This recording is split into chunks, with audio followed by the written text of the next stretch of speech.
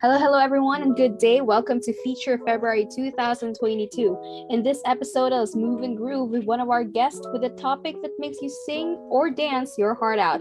Today is Music Monday. In this episode, let us have Sir Heinrich Flores. Hello, sir. How are you? Hi, Emmanuel. Good morning. I'm okay. How about you? I'm fine naman po.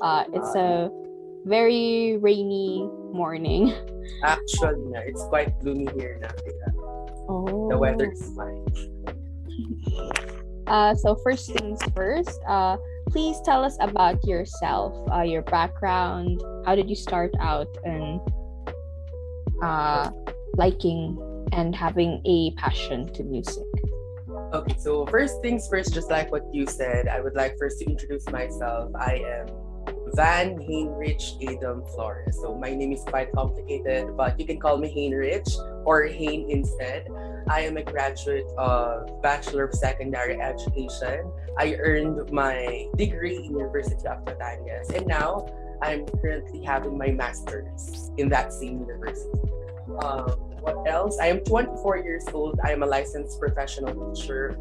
I now work in Castel Bambino Emmanuel Montessori as an English and of course as a music and arts teacher. So I taught from the pre-elementary to elementary to junior up to the senior high school. I have a huge heart for the arts. I am into singing, I'm into dancing, I host, I vlog, I'm also into photography and different types of the arts, name it. Just joking. What else? I am a band vocalist and I do that as one of my side jobs apart from being a teacher. In the day and at night, I do gigs in different small bars here in our town. And of course, back in my undergraduate days, I used to join competitions wherein I represented not only my university but also our province in various competitions. And doon nag-ignite ang aking passion lalo sa music. And yeah, I think that's it. Wow, you're very talented, sir. Ang daming talents. Oh my gosh. Not only that you're talented in the music, you're also talented in the art world in general. So, what or who influenced you to take this path in music? Actually, as a person, I think there's no person that influenced me, but rather as a person kasi,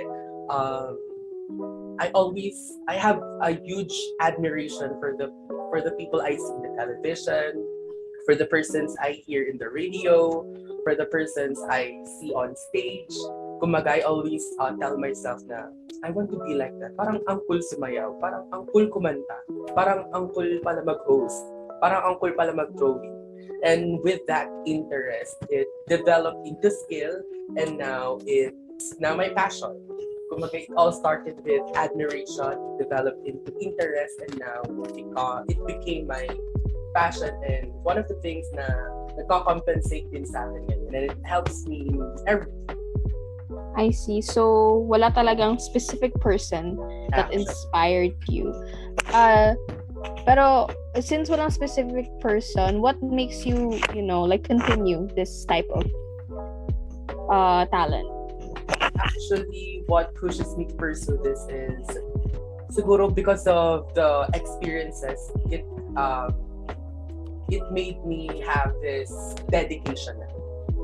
That's why I keep on pursuing. I keep on digging things that is arts related, that is not only with music but also with different forms of expression. So dedication na parang I get to express myself, get compensated out of it. Not only get compensated out of it, but also I get to inspire others to do what I do. And with that, I think that pursues me in this type of path.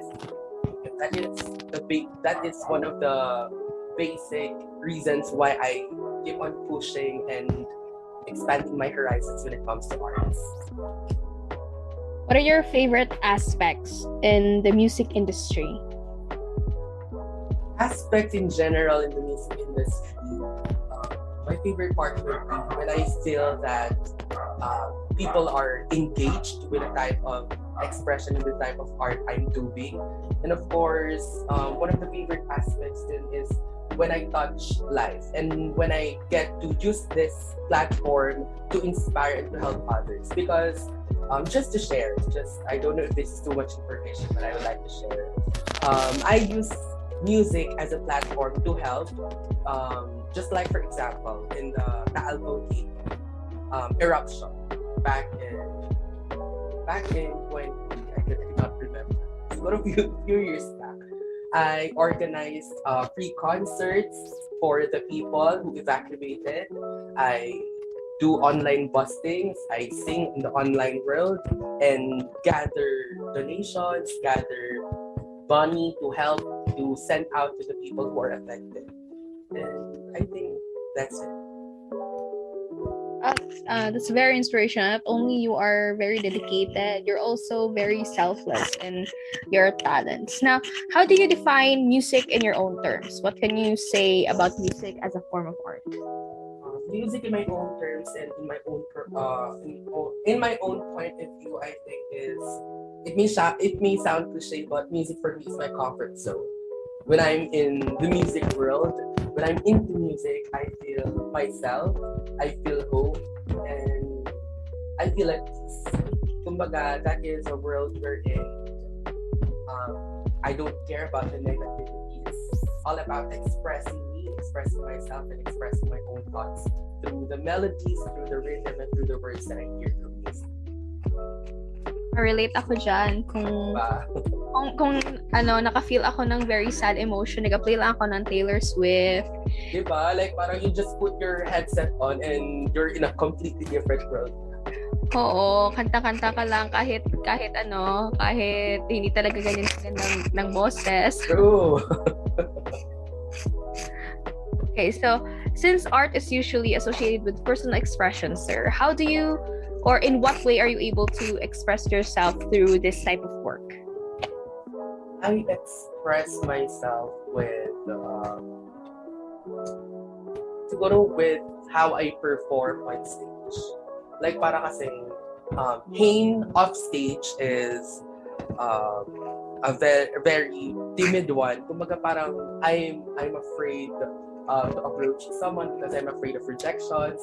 I'm afraid to talk to someone because I don't know how to start conversations. But when I'm on stage, when I'm Heinrich on stage, when I'm the vocalist one, when I'm the performer one, I completely transform. Hindi naman sa nagiging monster ako on stage. But kumbaga parang nawawala yung inhibitions ko and nawawala yung mga fears and takot, and I think that is one of my expression when it comes to music.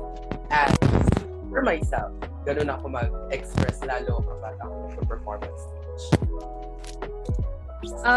Can music be seen, viewed, or considered something else than a form of art? Ano ito siya? Again, pardon, sorry. Can music be seen, viewed, or considered something else than a form of art? For you, sir, ano ito siya? Okay, other than being a form of art, music is your friend. It's just like what you said, diba? When you are sad, when you feel different types of emotions. Sometimes kasi pag may dinadala tayong baggage sa ating heart, alam na natin ang dapat gawin. Alam na natin ang sasabihin ng friend natin, alam na i-advise natin ng parents natin, ang ating family. But you just need a world where you can express yourself, and other than form of art, music can be your friend. Music is everywhere, and you can call on music anytime and everywhere. So other than being a form of art, music can be your friend or colleague. I couldn't agree more. Are there any unique skills or lessons that one can learn to gather from doing your kind of work? So unique skill that anyone or lesson that anyone can gather out of this is kasi ako, from all of the lessons that I have learned Kumbaga, hindi ko na siya ma-squeeze in. Hindi ko na siya tawag dito, ma-compress into one thought. Siguro, one lesson from being a performing artist in the music scene, siguro you should develop, one of the things na na-develop is dedication talaga. Like parang, I sing, I perform, not because of the compensation, not because of the not because of the monetary reasons, but because I sing to express, I sing to inspire, and not only not only for me to be admired. Kahit wala, for example, I just want to sing, I just want to express, I just want to be seen, I just want to inspire, with or without payment. I would literally indulge myself in charity drives na mga free concerts. Ako talaga magpe-present ako. And I think that is one of the greatest lessons na pwedeng matutunan ng isang tao. Regardless of anything else, if that's what you love, if that's what you want, you will pursue it and pupush mo it regardless of anything. Kung bayad man, kung malayo man, kung pagod ka man, kahit lugi ka pa, pero your heart is there, walang kahit anong presyo makakabayad mo, feeling of fulfillment. Can this skill be gathered from other types of experiences in life? Actually, yes. You just have to know yourself, know your interests, know what you love, know what you want, and I think you can gather that type of lesson not only in the field of music but also in life in general. Because having that dedication, it will all start with your interest, with something that is close to your heart. Kasi yung dedication, hindi mo naman na-develop if napipilitin ka, joke lang sa'yo. Dedication will not come out of that way. Rather, dedication will illuminate kapag ginagawa mo yung gusto mo at ginagawa mo yung pangarap.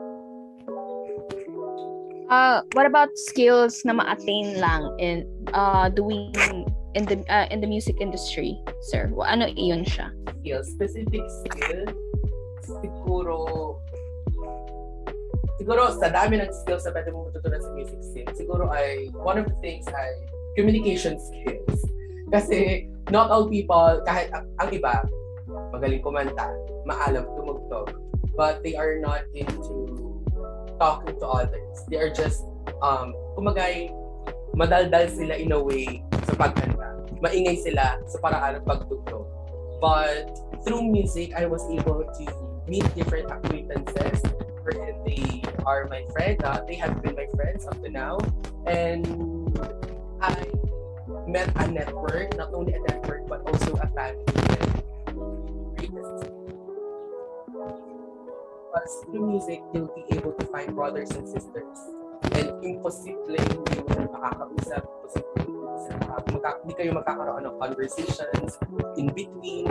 Kaya from being an introvert, para through music, it will bring out your extrovert side by meeting other people, by knowing their experiences, sharing your thoughts, sharing your commonalities when it comes to music, and it can go far not only in the music scene but also in life. You will meet not only temporary people but also people that would be beneficial to your growth as an artist and as a person. Yeah, one of the skills talaga, communication skills, I would say. Like, pansin ko sa mga singer ko na mga classmates, most of their friends is also fellow singers. So, kung nag-gather talaga yan sila, ang ganda dahil nagja-jamming sila at ikaw parang nakikinig ka lang sa radyo, parang ganun. Birds with the same feathers. Yeah. How would you think these skills would benefit people? Not all people kasi are expressive. And with you having that communication skills, you'll be able to relate to them. You'll be able to open their hearts, open their minds, lalo ngayon. The pandemic has brought a lot of things, negative things with us. Okay? We are not ourselves. Developing that communication skills and bring out the best stories that person. You can gather, you can know his heart. You can open his mind and open possibilities na, uy, friend, pwede rin yan. And through that skill you develop through music, you can be able to embrace each one's differences. True. I mean, ngayon na pandemic kasi, 'di ba? Parang nag-boom yung music industry since wala tayong magagawa sa bahay natin. May mga nagko-confess na i-play mo tong song na to, eto na minutes. Diba? Doon ka na. Daming na bring ng pandemic talaga. Oo. What kind of skills do people who aspire to join this industry need? Like, ano kailangan dapat nila na skill to master? Or if you are a newbie, or if you want to be part of this industry, there's no specific skill that is required for you to enter. Kumagay, for example, sa baking, number one skill, kailangan mo ng materials, kailangan mo ng equipment, because you're not able to bake kung wala kang oven. Sa music scene, wala kang kailangan. You just need the heart and passion for music. Hindi requirement ang mic, hindi requirement ang mga recording sets. It's not a requirement at all. But a heart and interest and love for music is necessary talaga. Yun lang ang gagamitin mong santana. And I think ako personally, yun lang ang ginamit ko. I didn't invest sa microphones. Inalam ko muna sa sarili ko na, is this what I want? Is this what I love? Or baka daan lang ito ng panahon ng pagsasawaan ko din. Pero through time, I realized na siguro God has written my story for me to be part of this industry, and to use this platform to inspire me, aspire to be the best in this field. Kaya number one talaga, you just have the passion and drive. And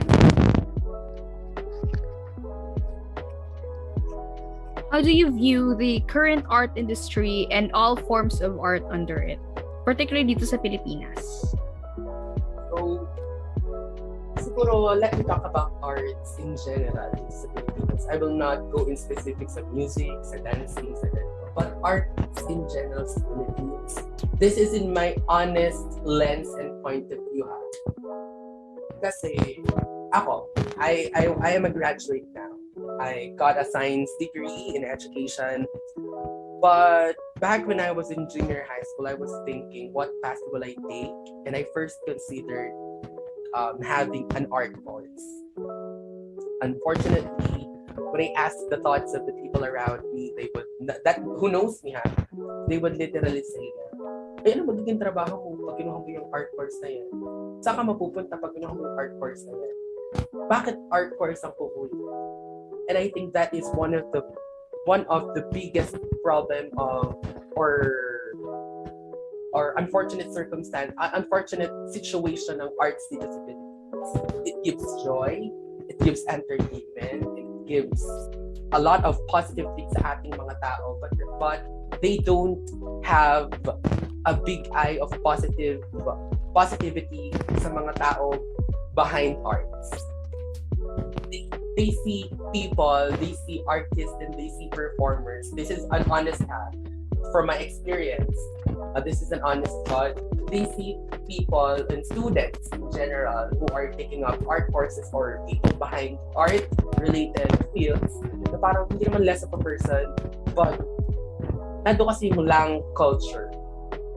Hindi mawawala. And I think that is one of the things na kailangan pang i-work on ang ating country, and kailangan pa rin ma-educate ang mga tao why we are in this field, why you are there, why the singers are there, why they are playing the instrument, and kailangan nilang maintindihan yung purpose ng bawat isa, not only to the art people but also each of us.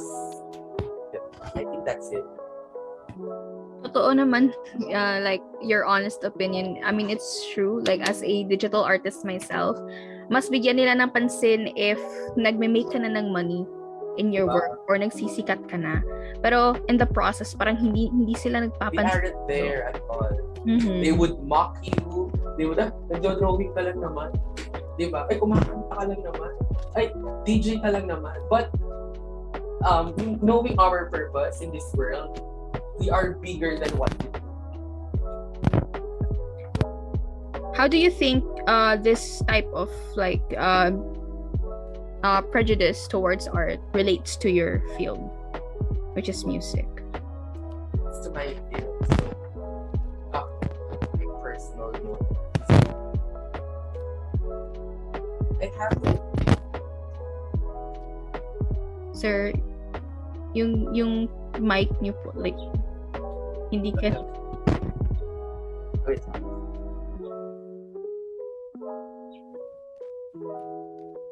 Hello. Okay na? Yes po. Okay. Okay, nawala ako.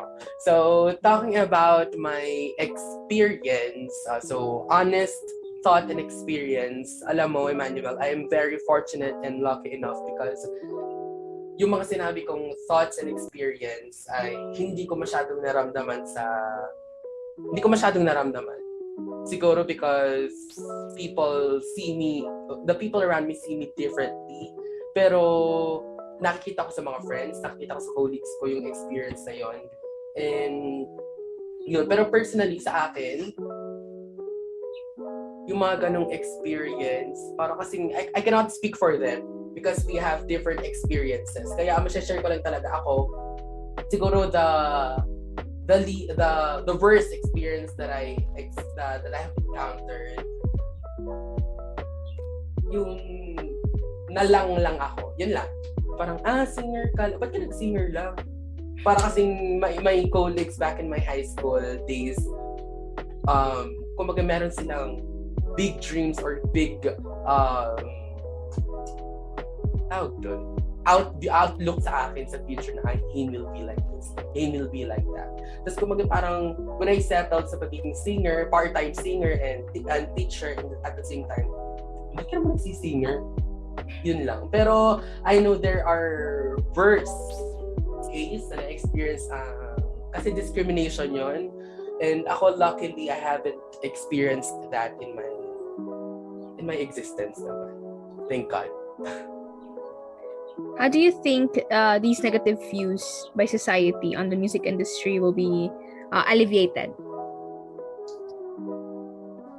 Kailangan siguro na, kasi alam mo, for a people or a group of people to change, it takes one to believe. Kailangan may isa lang maniwala. And paano may maniniwala sa atin? Paano may maniniwala sa ginagawa natin? Educate. We have to educate, and because people will not have an eye for appreciation kung basta lang sila nanonood. Kung ganun lang kasalaw ang tingin nila.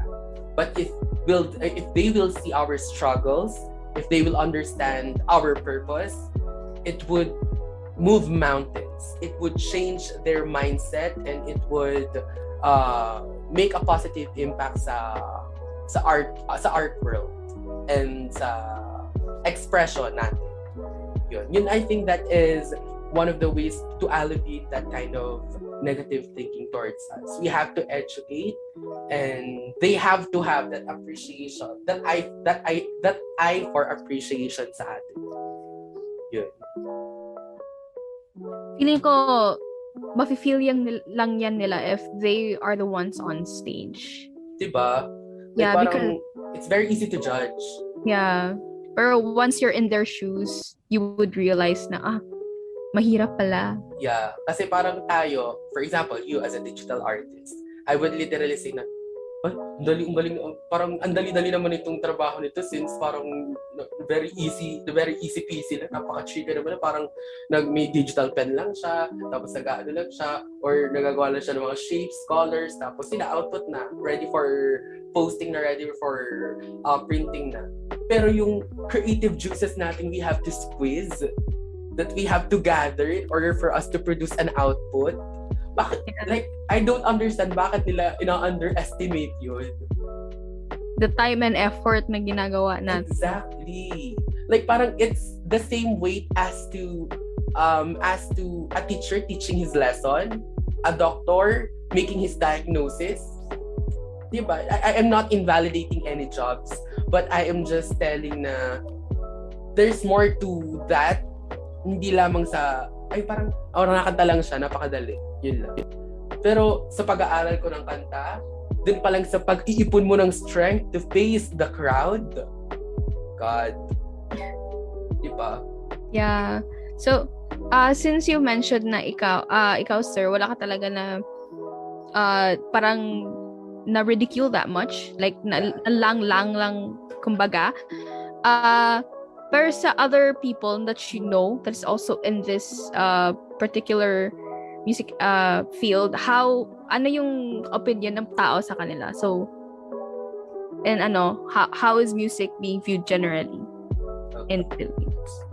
In the Philippines, music is a staple one here in our country. We as Filipinos, we are known as good singers, as people, as household, as someone na may mga karaoke sa households. Kumbaga, that is the vision of the foreign people sa atin. Pero actually, when we go in depth with what is music, kumbaga sa atin, music is viewed na parang for entertainment purposes lamang. For most of the people. Kumbaga parang may handaan video, okay. Kumbaga ganun lang kasyalo ang pagkakakalala at pagkakaalam nila sa music. But music can heal, music can move, and music can change. Yun. And I think yun yung kailangan mabago dito sa country natin. Like parang kasing nabababawan sila pag sinabing anong course mo? I major in music po. Huh? Bakit? Diba? Like, I don't understand. And I think that's it. That's one of the meanest and heaviest perception of our country towards music. True. May meron talagang anong course mo music? Kanta-kanta lang yan. Diba? Ganyan. Pati yung course mo dapat i-YouTube mo na lang yan, nag-enroll ka pa. Mga ganyan. Pero ang daming technicalities kasi yung music. May merong mga... The notes, the structure of a composition for you to be able to produce a musical piece. Grabing dugo and pawis. Are there any instances where you feel your field of interest is underappreciated to some extent? Like underappreciated to some extent. Actually, ako ngayon I'm speaking as myself, unappreciated. I think no, siguro for me because I'm a teacher by profession and I get to share my knowledge in music towards my students. Kumbaga, I can make the most out of it. Kaya parang unappreciated, parang hindi naman because yung knowledge sa music na i-share sa aking mga students and I think they have that eye for appreciation naman because natututo sila. Pero for some, na feeling ko na not in this industry na teaching din, parang it would be hard. They face different circumstances where they feel unappreciated.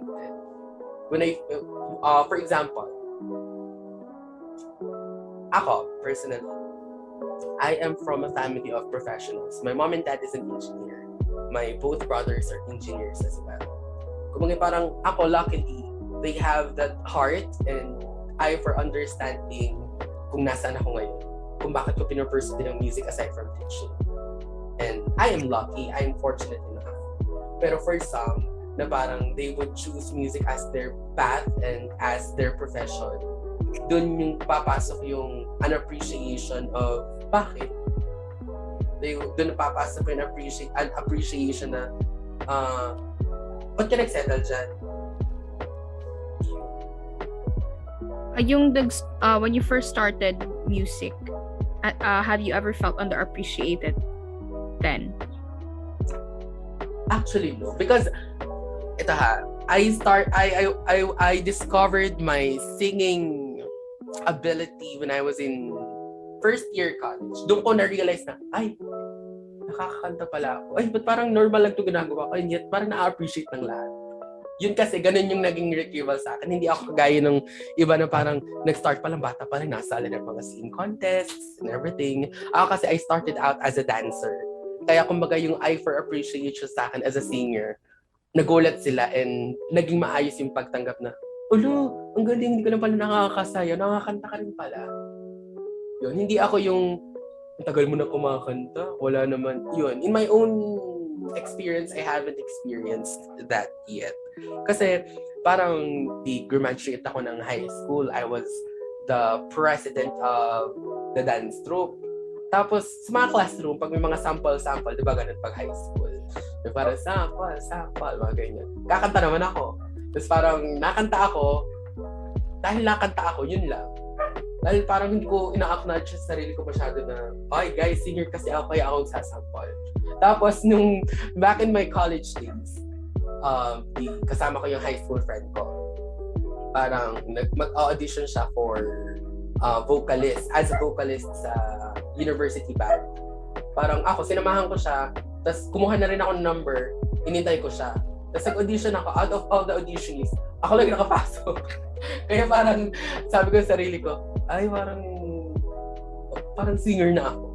Tapos dun ko na feel na I was appreciated kasi ang sabi ko sa sarili ko, I'm a dancer. Yun ang title ko sa sarili, I'm a dancer. And yet parang people get to appreciate my talent pala in singing. Tapos yung nagdire-diretso na. And not all artists have the same story as mine. Kaya I know there are a lot of struggles, pero luckily I got appreciated agad by the madlang people.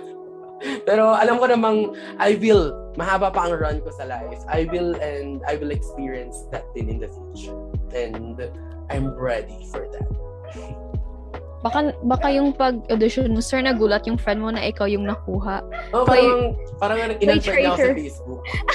Play Traitor by Olivia Rodrigo. Pasok Olivia Rodrigo sa pagkakataon. Would you like others to take on this path as well? Why? Yes.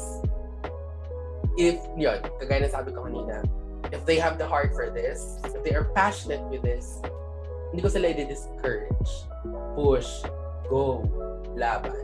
Because ako talaga, I have lots of experiences, good experiences, and memorable experiences, and lifelong lessons na na-harvest ko out of this passion.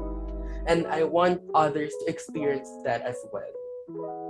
Yun yung goal ko, yun yung magiging advice ko sa person na, for example, gusto, ipupush kita, tutulak kita, sasamahan kita. Yun, I'll be your first believer because people believed in me, that's why I'm here. Kaya I will be the one who will support someone who wants to join me in the industry. What advice would you give them before they would join this industry? The best advice that I would give is to be ready. First is be ready. Be ready with the changes that you will be discovering about yourself. Be ready sa maririnig mo because you'll be working in the public eye. You will perform in the different you'll be performing in different audience with different tastes. Be ready sa magiging thoughts nila. Second, also be ready sa judgment and discrimination that comes in entering this kind of work and world. Second, equip yourself. Equip yourself not only with the things para maging ready ka, but also equip yourselves with skills. Equip yourselves with people who support you. Equip yourself with knowledge. And third one, don't be afraid. Don't be afraid for new discoveries, and don't be afraid to learn. Don't be afraid to be corrected. Don't be afraid to be rejected. Because the music industry is colorful. It will give you pain. It will give you euphoria or extreme happiness. It can break you or it can make you. Kaya all of those three things are necessary for you to enter this world. Yeah, that's the best piece of advice that I would give to someone who would like to enter this industry.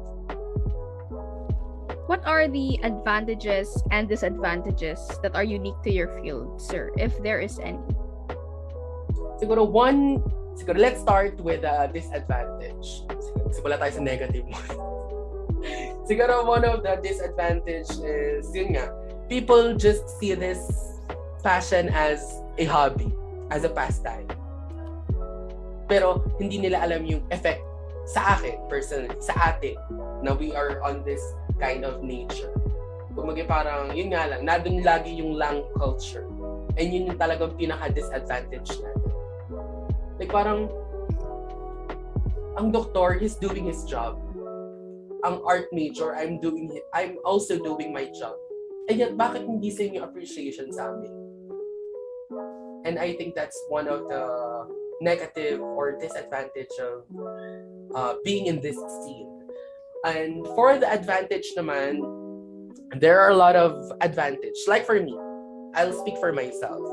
I am able to express myself. When I feel sad, I sing. When I'm happy, I sing. Hindi kagaya ng ibang hindi sa ini-invalidate ko ulit yung ibang profession ha. Like para kasing they would literally keep it to themselves lang. And bibigat yung chest mo doon. And ako, tao ako, I feel pain, I feel sadness, and as a performer, one of my advantage is I can express that. I can let it all out by performing. And also, one of the benefits and advantage, I get compensated from doing what I love. Diba, like parang, I don't feel like working when I'm on stage. I feel myself. I'm a singer. I express myself. Nakagaan sa akin. And I learned something. Nakapagpasaya ako. And yet, bayad ako sa ginawa ko. Hindi kagaya ng ibang, pagod ako sa pagtatrabaho araw-araw. Like, parang ayoko naman ang ginagawa ko. Para na akong machine. Pero yung essence mo, na parang, you're just on stage. I'm just expressing myself. Kumakanta ako, kaya yun ang ginagawa ko sa banyo. And yet, nababayaran ako from doing this. Di ba? Yun yung unique advantage natin. Di ba? Ikaw, you love to do your thing. And yet, parang people appreciate and people pay you because of your piece or your output. So, I think that's one of the things that is one of the magical things sa ating mga art people. Do you think these advantages help appeal people to be interested in joining this field? I think yes. Lalo ngayon. For example, dun sa sinabi kong expression na positive impact sa akin ng music. Like, ngayong pandemic, let's go back to that. Marami tayong mga heavy baggage nasa dibdib. Marami tayong hindi nakakwentong thoughts. Marami tayong problemang hindi ma-express. And siguro pag na-feel ng tao, yung talented na taong yun na, but yun, pareho naman kami nasa gitna ng pandemic. But parang mas magaan siya, parang okay siya. Baka dahil na-express niya through his music. Kumbaga parang I'll be the one to inspire someone who do the same thing as I. Pwede rin siyang gumaan just like me. Pwede rin siyang maging iba at pwede niyang i-unload yung baggages na yun through music. And also, dun sa compensation, pandemic ulit. Like parang ano ng trabaho ang makakapag-compensate at mababayaran ka at makakapag-earn ka nang kumakanta ka lang online. Diba? Like parang ako, I do my live streams and yet parang people give monetary appreciation sa akin for doing my thing. And parang for someone who also sings, parang, kumikita siya, kumakanta lang naman siya online. Parang they'll get inspired and do the same thing. And I think with all of those advantage, and with all of the full range of advantage pang meron sa music, we'll get to inspire other artists or beginners as well. What about the disadvantages, sir? Do you think this would take the experience? This would take away the fun and the experience in working in your field? Yes. Because ako talaga, like parang ang dali natin sabihin, it's very easy for us to say na, ay, wala akong pakalam sasabihin ng ibang tao. Like parang sasabihin natin na, ay, yaan nyo na, at least alam ko ang sarili ko. Pero aminin natin, it affects us. It takes away the fun. But kagaya na sinabi ko, once I'm in the music world, I forget everything, dead mousing. It will take away your happiness, but at the end of the day, you know yourself, and kahit anong sabihin nila, kahit anong negativity or disadvantage man yan, basta you know yourself, you know your core, you know why you are doing this, you'll never lose yourself.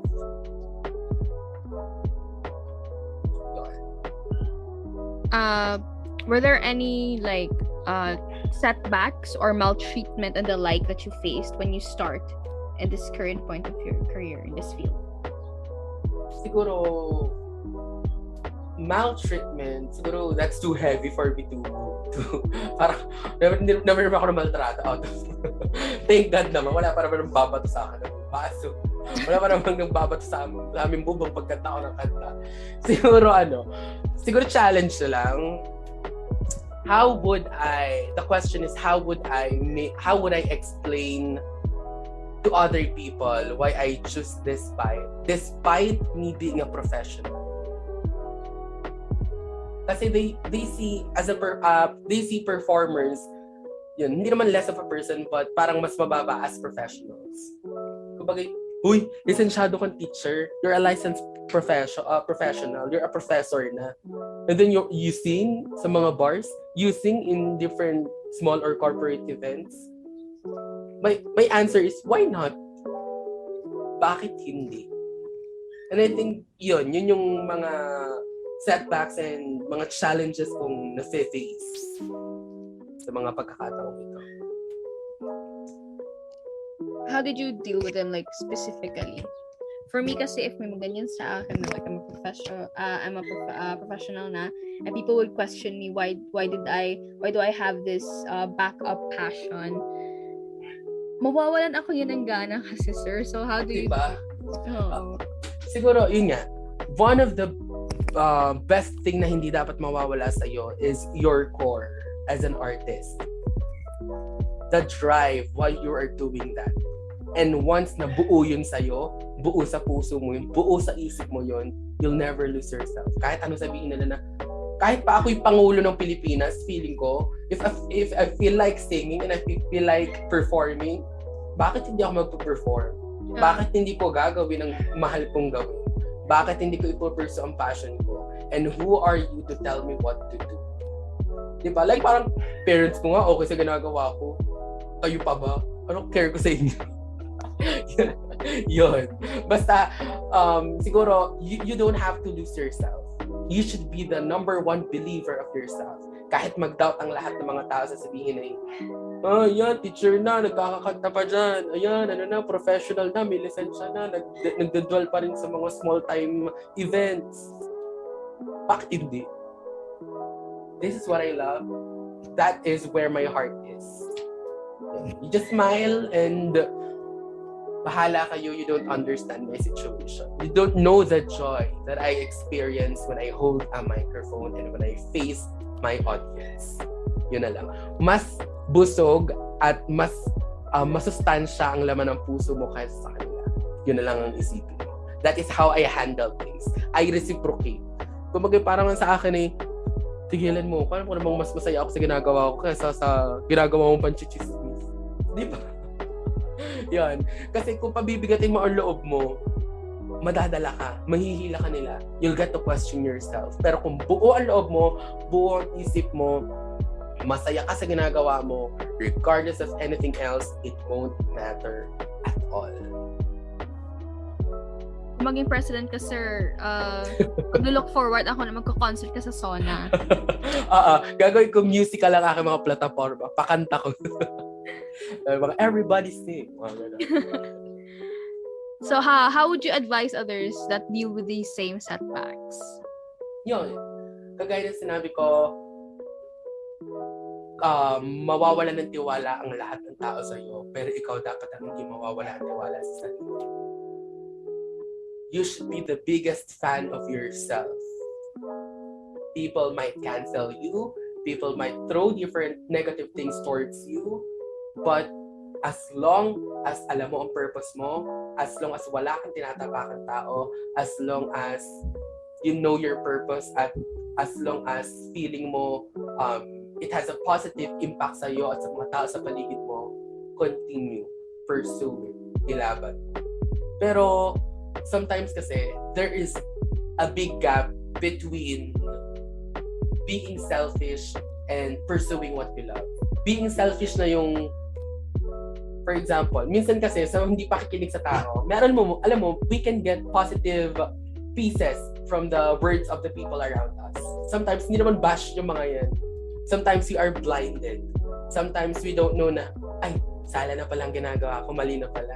Mali na pala ang perspective ko ngayon. Kasi lagi natin sabihin, wala akong pakialam, alam ko ang core ko. Pero minsan, we aren't perfect. Minsan mali din yung ating core. Minsan mali din yung perception natin of ourselves and yung mga tao nakakakita nila. Sometimes, we just have to ask ourselves, tama ba yung sinasabi nila? Observe, think, and reflect. Kung sa tingin mo tama, pursue. Kung sa tingin mo medyo, ay, parang medyo tama sila. Erase your ego, erase your pride. Be open for change. Kaya gaya na sinabi ko kaninang things that you have to equip sa sarili mo, be open, teach yourself to be corrected. Don't be afraid of corrections. And yun, I think that's it.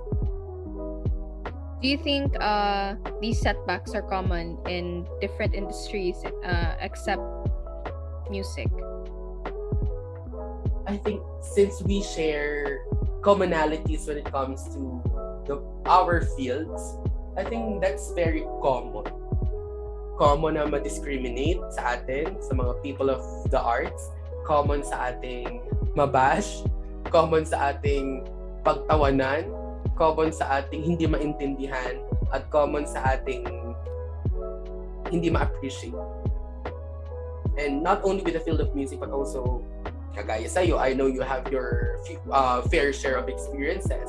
I know meron ding fair share of experiences sa mga dancers. I know merong fair share of experiences ng mga painters. And we people in this field, we are the strongest because we know how to endure and we know how to handle. And we have the biggest understanding lagi. Kasi alam mo, kung hindi natin sila naiintindihan kung saan sila nanggagaling, baka kagulo na ang mundo. But since we are understanding people, we are all artists, we are all creative. We are creative in understand not only with our works, but also we are creative in understanding the mindset of other people. Since still, our community is harmonious. Diba? And yun lang. I think hindi lamang musicians, hindi lamang people sa music industry nakaka-experience ito, but marami sa atin. If possible, sir, how can people in this industry avoid these kinds of setbacks? There's no room for avoidance. Forever yan. It's like it's like probinsyano. Dahil sorry, walang tapos yan. Habang buhay yan. Siguro ano lang, walang tapos yan. Siguro, wait lang. What's your question nga? If possible, how can they avoid these kinds of setbacks? Pero kung hindi nila avoid, siguro, we cannot avoid nga. Kumagay forever yan. That is a staple one. Kumagay, marami ka pang maririnig, marami pang magpapabigat ng loob mo. Siguro, as artists, let's all be the bigger person na lang lagi. Kasi kung papatulan natin, tayo lang ang nagpapagod ng sarili natin. Feed them with our achievements. Feed them with our outputs. Show them what we got and show them our achievements. yun ang magpapatigil sa mga. Pagkita nilang may pinaroroonan tayo, pagkita nilang okay ang ginagawa natin at fulfilled at masaya tayo, pagkita nilang we get appreciated and honored for doing what we want and what we like and what we love, they will stop. Sasabihin nila, ay, meron din naman pala nagpupulot itong tao sa paggawa nyo. Kaya, we as an artist, dapat we strive for excellence. Yun pala, the only thing for us to avoid ay pursue excellence. Because with us showing na we are happy, we are winners, and we are champions of this profession, the nerve naman para mag-throw pa kayo ng things to us. Diba? Yun. Don't be afraid to excel, to strive, and to develop yourself. Yun lang talaga. For us to avoid, kaya patuloy ang aral, patuloy ang develop, and ang art world, it is a never-ending exploration. Yun. Do you still see yourself working in this field in the future? Why? Do I see myself working in this field of work in the future? I think yes. If my schedule won't permit, because I'm having my master's and I don't know kung saan ako maglaland sa professional world, kung hindi na talaga ma-permit ng aking schedule, I believe sisingit yan. Diba? Kapag mahal mo, hahanapan mo ng oras.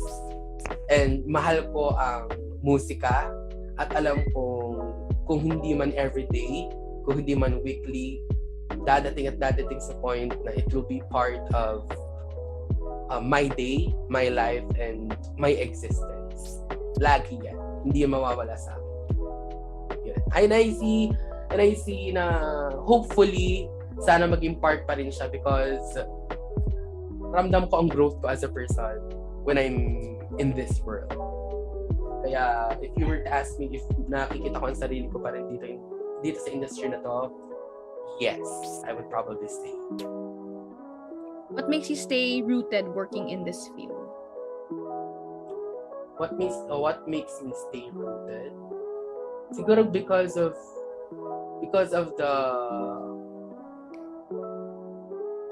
the people I got inspired.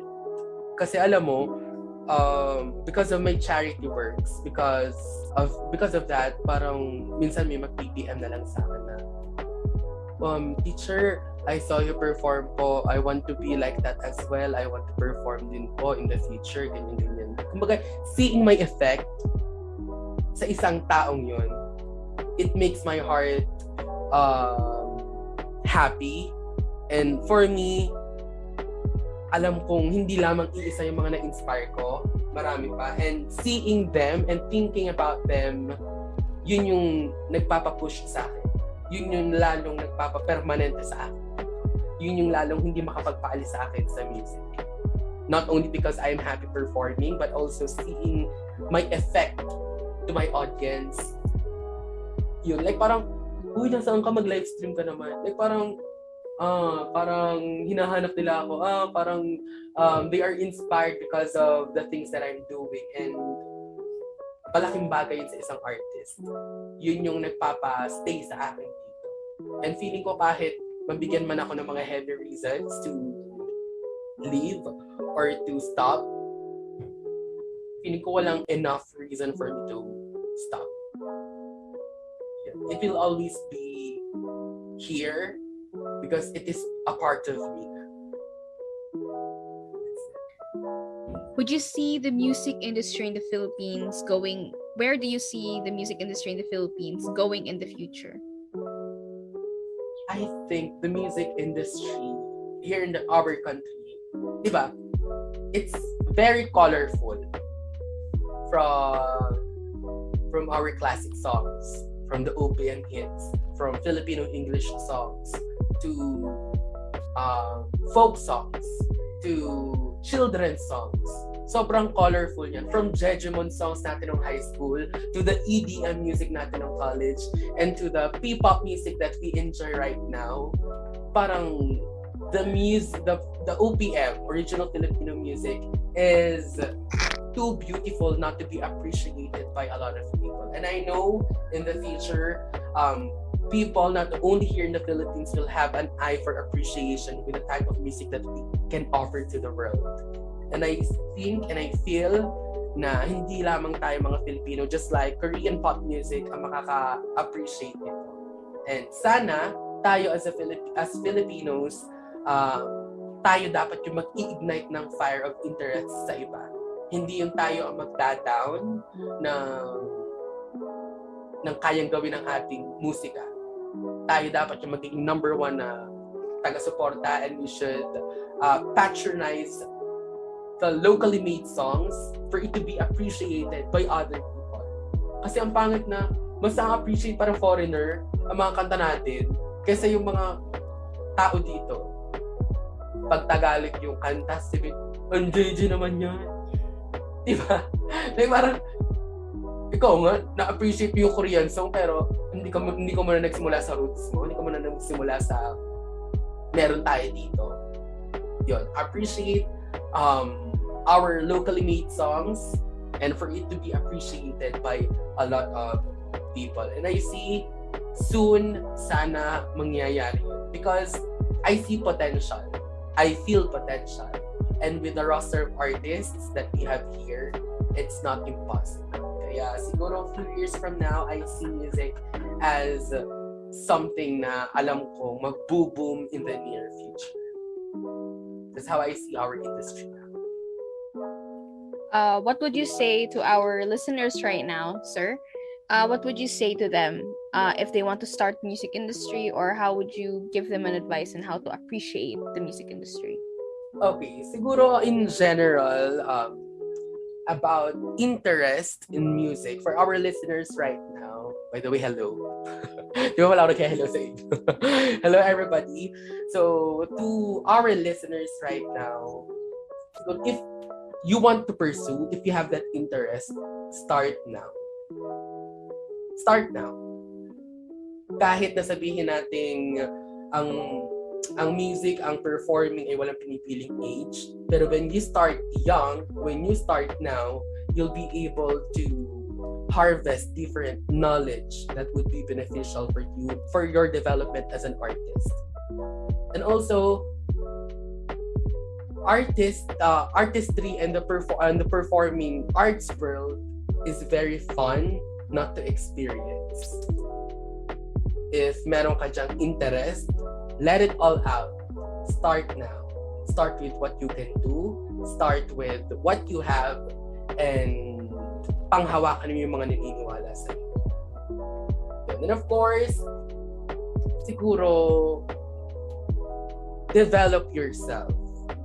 Kagaya ng mga sinabi ko kanina, mga things that you have to have, iyong buuin muna yon, and para wala tayong, there's no holding you back, para dire-diretso ka into becoming the artist that you want to be in the future. I think that's it. Okay, thank you so much, sir. Your answers are very inspirational. Also, napaka-jolly niyo po. Thank you so much. Anything you would like to add? Some plug-ins? Anything? Siguro, I just created my page entitled Hein Creatives, wherein I use that as an avenue for all of my art-related things and stuff. I will upload my song covers there. Since I'm into photography, I upload some snaps of photos. I also post my hosting gigs there, and everything about the art I post there. So siguro yun na lang, kindly like my page. And of course, I do have a business called Hello Halo. So it would be nice if you could follow those pages. And of course, you can also subscribe to my YouTube channel. It's Heinrich Flores. You can follow me at Twitter. It's Heinrich FLRS, and on my Facebook as well, because I am posting there my schedule of gigs and my charity drives from in between. So you can add me up on Facebook at Heinrich Flores. So I think that's it. Thank you so much, sir. And this is the end of our episode. Please tune in for Tuesday, where we have our second episode. Thank you so much, sir. Thank you so much for inviting me. God bless and keep safe, everyone.